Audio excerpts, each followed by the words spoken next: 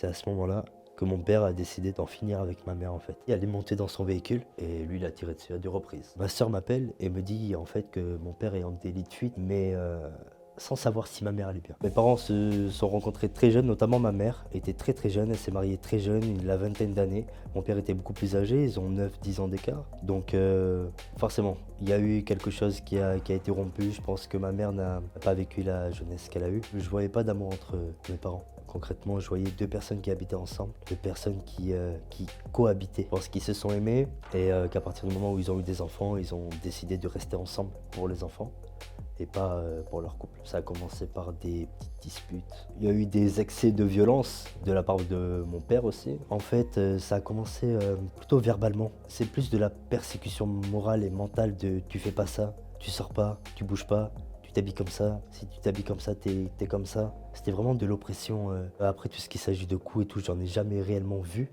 Moi, j'en ai perçu, j'en ai reçu. C'était des coups, quoi, des bons coups. Tu te demandes pourquoi tant de violence en vérité. Pourquoi tant de violence, sachant que toi, en tant qu'enfant, tu ne peux qu'encaisser. Tu peux pas te rebeller. Si tu te rebelles, c'est encore mort. C'est foutu en fait. Enfin, c'est risqué même à ce moment-là. Donc, vaut mieux prendre sur soi et se protéger et attendre que ça passe. Mais au fur et à mesure des années, en fait, on s'est rendu compte que c'était pas propre à sa personne, c'était vraiment une maladie qui était déclenchée chez lui. C'était la bipolarité excessive. Donc, cacheton énormément. Il a été en hôpital psychiatrique. Donc là aussi, j'étais enfant. Donc on passait nos mercredis ou nos samedis à aller le voir dans ce cadre-là. Tu vois, c'était pas forcément quelque chose d'assez bon pour se construire en fait. Mon père changeait de personnalité, je pense. Ça pouvait varier du lundi au mardi. Lundi c'est blanc, mardi c'est noir. Mercredi ça va redevenir blanc et ainsi de suite. Il va y avoir des incohérences.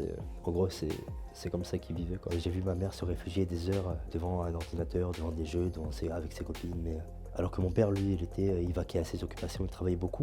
Il était peut-être pas forcément à la maison. Mon père, il a toujours été passionné par les armes à feu. Il faisait de la chasse quand il était jeune.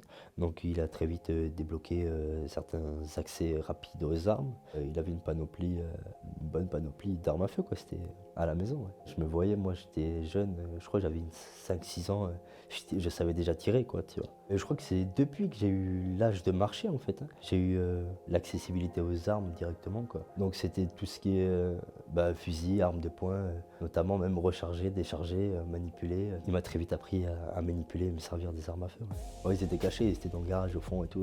Je savais où ils étaient, tu vois. Et des fois je jouais avec les plombs, les trucs, les ci, les ça. Mais une fois, on habitait une maison de campagne, un grand jardin, il y avait des animaux, je crois que c'était des vaches à l'époque. Et il y avait un voisin qui passait. Et mon père n'était pas d'accord qu'il s'approche trop près de la maison, du grillage. Du coup, il a chargé le fusil et il lui a tiré dessus, mais un peu plus en hauteur, histoire que ça frôle un peu son corps, quoi, en fait. Et ça lui a valu des problèmes, tu vois. Mais il faisait ça pour dire dégage, quoi. Oui, j'ai grandi dans un contexte, on va dire, d'hyper-virilité. Mais c'était pas un bon exemple, en vrai. Pas du tout. Tu vois, aujourd'hui, moi je suis un homme et je sais parfois pleurer, tu vois ce que je veux dire? Alors que lui, je pense pas. Pleurer, je pense que c'est un acte d'infériorité, tu vois. Il y a toujours ce truc de soit t'es au-dessus, soit t'es en dessous. Un homme, ça pleure pas normalement. C'est ça en gros. Alors que moi, je suis un homme sensible en vrai. Dans le fond, être un homme, être une femme, on s'en fout de ça en vrai. C'est être humain avant tout, tu vois. Il n'y a pas de différence. Moi, je connais des femmes aujourd'hui qui peuvent faire plus de mal à certains que des hommes, tu vois. J'arrivais pas à m'exprimer vraiment avec mes parents. Même à l'heure actuelle, c'est compliqué d'échanger, d'avoir un bon dialogue et tout. Mais il n'y avait pas cet échange que tant d'enfants de ce monde rêvent d'avoir avec leurs parents. Il y a écouter, il y a entendre. Et c'est des choses vraiment différentes. Quand tu dis à tes parents ça va pas et qu'ils vont te dire c'est pas grave ou ça ira, mais sans aller au fin fond du truc, c'est compliqué. Ça a toujours été dessus, quoi. Lorsque ma mère a demandé le divorce, mon père n'a pas du tout apprécié. En fait, c'est là où tout a démarré, en fait. Ce qui s'est passé avant, c'était vraiment... elle a demandé le divorce, donc pour lui, c'était un échec, tu vois. Son ego, qu'est-ce qui s'est passé? Pourquoi tu me fais ça? Qu'est-ce que les autres vont penser? Qu'est-ce que je vais faire? Qu'est-ce que je vais devenir? Il est tombé en dépression. Et il a quand même laissé ma mère partir, trouver un appartement. Elle lui a trouvé un appartement aussi. Et à partir du moment où il est arrivé dans cet appartement, moi j'ai des très mauvais souvenirs.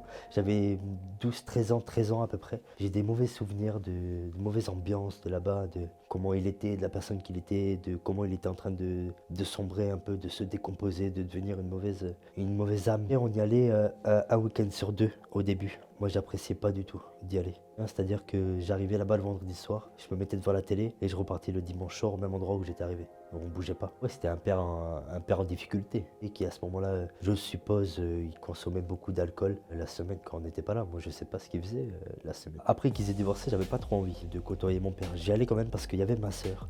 Donc je suivais ma sœur et ma sœur a commencé à faire sa vie, est devenue une jeune adulte. Moi je me suis retrouvé pendant plusieurs mois, même années je crois, à y aller tout seul, à me retrouver tout seul avec mon père. Là c'était catastrophique quoi. Il n'y avait rien, il n'y avait pas d'échange, on était ensemble mais il n'y avait rien.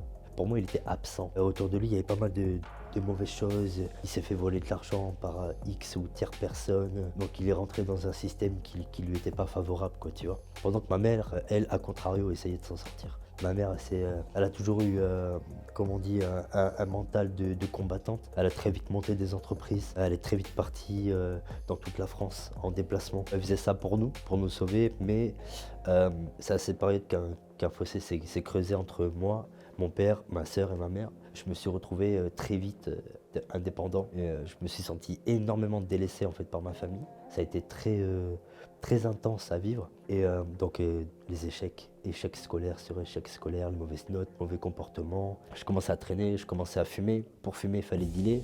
Et pour dealer, on allait voir des mauvaises fréquentations. Donc en fait, ça faisait que monter. Et plus on avançait, on va dire, je me suis retrouvé dans ça en fait. Que j'étais un enfant qui était très compliqué, difficile à vivre. J'avais tiré un signal d'alarme, mais que personne n'a pu entendre. Et voilà, moi j'étais tout seul chez moi, donc je suis tombé dans l'argent facile. Et l'argent facile, c'est facile, très facile. Et voilà, on commençait à en avoir en certaines quantités, et c'était cool. Je crois que j'avais 14-15 ans, on pouvait s'acheter une dernière paire de Nike sans forcément demander aux parents, tu vois. Mais j'avais quand même un toit, j'avais quand même de la nourriture. Ma mère essayait de remplir le frigo à distance, elle n'était pas forcément présente. Et au final, c'est révélateur. On apprend énormément de soi, on fait des erreurs, beaucoup de conneries. La musique à ce moment-là, on commençait à faire des petits open mic à droite, à gauche. On était jeunes, tu vois, on montait sur scène, les fêtes de la musique, on faisait des trucs comme ça, on bougeait. Émotionnellement, c'était dur. On a commencé à fumer très jeune, justement. Je pense qu'on cherche à combler un manque par la consommation excessive, à chercher ses limites en fait. J'ai toujours été dans ce rapport de force, rapport conflictuel avec les autres. Tu me baisses pas, tu ne fais pas ça, sinon je te baisse. Tu vois ce que je veux dire? C'est complètement con. Mais c'est comme ça que j'ai grandi, c'est comme ça que j'ai été éduqué. Et c'est comme ça, il fallait que je prouve que j'étais là, quoi. Il fallait impérativement montrer que tu avais une paire de couilles, en fait. J'étais réfractaire à l'autorité, que ce soit scolaire ou police, gendarmerie, etc. Et c'est une période où je commençais à me construire. Et je devais reprendre les cours au mois de septembre. Et au mois d'août, c'est à ce moment-là que mon père a décidé d'en finir avec ma mère, en fait. À la période où j'essayais de construire ma propre vie, quoi, tu vois, indépendamment.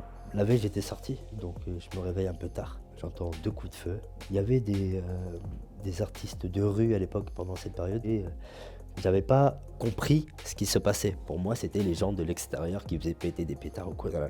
Donc, coup de feu, j'entends 2 coups de fusil. Donc, je me dis, bon, c'est pas grave, je me rendors. Genre quoi, 1 heure après ou 2 heures après, je crois qu'il était 14 heures, je reçois un appel de la gendarmerie et ils me disent sortez pas de chez vous, votre père a tué votre mère en fait. Du coup, je comprends pas, je reste un peu abasourdi. Peu de temps après cet appel, ma sœur m'appelle et me dit en fait que mon père est en délit de fuite et qu'il a tiré sur ma mère, mais sans savoir si ma mère allait bien. À ce moment-là, j'habitais dans la même maison que ma mère, mais ça s'est passé à l'extérieur du domicile, devant la porte. Il est arrivé à 7 h du matin, il est descendu en bas de la rue, il a sorti son fusil et il attendait. Il a attendu de 7 h à midi, c'était à midi que ça s'est passé. Donc ma mère est sortie, elle est montée dans son véhicule, elle partait faire des courses quoi. Et donc elle descendait de la rue et lui il a tiré dessus à 2 reprises. Donc elle a été touchée, les vitres ont été explosées, physiquement elle a été atteinte par les plombs, par les éclats de verre et tout. Donc elle est partie, elle s'est réfugiée directement chez la gendarmerie justement. Et là mon père il a fui. Mais j'ai pas compris, on descend dans la rue, je me dis qu'est-ce qui se passe? Je me dis elle est où ma mère tu vois? Personne m'a dit comment elle allait. Donc je devais pas sortir de chez moi, interdiction de sortir de chez moi tant que mon père n'a pas été retrouvé. Mon père est en fuite pendant 48 heures. Alors on l'a retrouvé, en fait il était chez lui avec le fusil devant lui. Il a attendu que la gendarmerie vienne le récupérer, sans aller à l'encontre de ça, quoi. Il n'a pas résisté et il a fait ça lucidement. C'est-à-dire qu'il n'avait pas consommé ni d'alcool, ni de drogue, ni de médicaments. S'il dit quelque chose, il le fait. Et il a fait. Je suis allé voir ma mère le lendemain. Je l'ai vue. Je crois que j'ai jamais vu autant de détresse dans les yeux de quelqu'un. Mais en même temps, il y avait quand même une petite flamme de vivacité C'est là où j'ai perçu le vrai mental de ma mère en fait. Une femme forte, solide de ouf. Du coup, la gendarmerie vient le récupérer et il est emmené directement à Gradignan, donc à Bordeaux, le centre pénitentiaire, où il est resté pendant 3 ans, le temps du jugement. Et après au jugement, il a été ailleurs. Quand il est arrêté, ma mère a été vraiment soulagée. Elle a soufflé un bon coup. Moi, de mon côté, non, j'ai pas ressenti de soulagement. Au contraire, j'ai ressenti quelque chose de nouveau, quelque chose qui m'alimentait différemment qu'autrefois. C'était pas pareil, c'était un mélange d'amour, de haine, de colère, de rage, d'incompréhension, de questionnement. C'était un combat en fait, c'était conflictuel dans ma tête. Ça a fait des dégâts, surtout vis-à-vis des autres humains, des autres relations. En boîte de nuit, j'étais constamment dans la confrontation. J'allais là-bas, c'était pas pour boire des verres, et c'était vraiment pour m'évaluer, pour me jauger, pour voir à quel degré de force et je veux dire d'imbécilité même j'étais, tu vois. Physiquement, elle n'a pas été touchée, mais c'est mentalement, psychologiquement. Une fois, on était au restaurant, un ballon de baudruche, tu vois, ça a gonflé, il a pété et elle s'est mise à chialer, quoi, littéralement, tu vois. Et c'est là que tu te rends compte qu'un acte, ça peut avoir des répercussions sur des dizaines de personnes, quoi, tu vois. Après, j'ai eu un regard différent. Je suis passé de ces petits branleurs-là, qui n'étaient pas du tout présents, qui faisaient n'importe quoi, à j'essayais d'être là. Les choses du quotidien, quoi. Manger avec sa mère, c'est quelque chose d'extraordinaire, en fait. Quand tu vis ça, tant que ça t'arrive pas, tu peux pas savoir. Il a été incarcéré, je me rappelle plus, 2017 ou 2018. Du temps s'est passé. Moi, il a fallu du temps pour que je comprenne ce qui se passe, en vrai. Il a fallu au moins 2-3 ans pour que je comprenne. Je ne vais pas parler.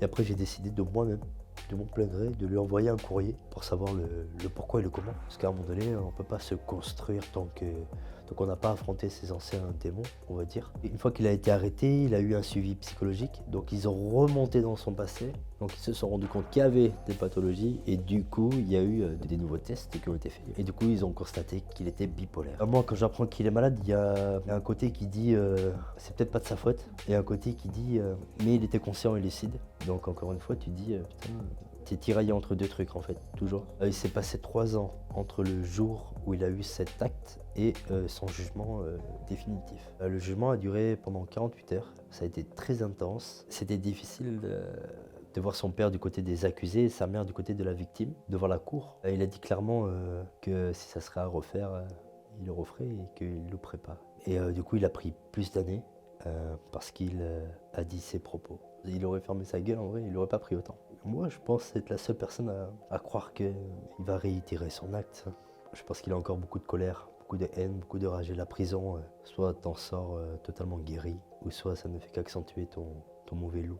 Quand j'ai envoyé le premier courrier à mon père, c'était pour engager une conversation, pour savoir pourquoi il avait fait tout ça et pourquoi est-ce qu'on en était rendu là actuellement. Parce que j'ai toujours entendu qu'une seule version, celle de ma mère. Et j'avais besoin, en tant qu'homme, de me construire et de savoir pourquoi est-ce que cet acte a été fait. J'ai eu certaines réponses concernant le passé de mon père. Il m'a expliqué des choses qui s'étaient passées, les origines du mal, on va dire. Lui a vécu beaucoup de traumatismes aussi avec ses parents, qui étaient assez violents et perturbants avec lui. Donc c'est pas étonnant qu'il reproduisait ça avec ses enfants. Là maintenant où il va falloir que les choses se mettent en place, c'est de mon côté à moi, de couper tout et de redémarrer sur des bases saines. C'est pour ça qu'aujourd'hui je fais tout ça d'ailleurs. J'ai du mal à lui pardonner, je pense pas que je vais pardonner ça, parce que non seulement il a fait du mal à ma mère, mais il a fait beaucoup de mal à ma sœur aussi, à moi aussi, parce qu'on résout rien par la violence. J'ai passé mon année avec grande difficulté. J'étais rentré dans un schéma nocif. Nocif pour moi-même, nocif pour mon entourage, autodestruction, beaucoup de fumes, beaucoup de deals, beaucoup de choses assez mauvaises en fait. Et à partir de là, si je me faisais pas aider, je tournais mal. J'ai décidé de me faire suivre par un psychologue. Ça a été dur de ouf de repartir dans le passé, de parler de mon père, de parler de ma mère. C'est pour ça qu'aujourd'hui je suis là, je peux en parler aisément, même si j'ai encore quelques difficultés, mais c'est pas non plus excessif. Bah ouais, j'ai avancé dans ma vie personnelle aussi, j'ai avancé. Je me suis aidé parce que je me suis aimé, tu vois, j'ai voulu m'aimer, clairement j'ai grandi trop vite. Mais en même temps je regrette pas, parce que ça fait de moi la personne que je suis devenu. On choisit pas sa famille, on choisit pas ses parents, on choisit pas, mais on peut s'en sortir quand même. Je suis quand même content d'avoir battu, d'avoir combattu, tout ça. Ouais, j'ai fait énormément de choses. Aujourd'hui, j'ai 26 ans, mais ça y est, je crois que j'ai guéri. Et voilà, ça y est, maintenant, on se focalise sur les projets. On fait plus attention au regard des gens, aux paroles des gens. On pense à soi en étant égoïste, mais le bon côté.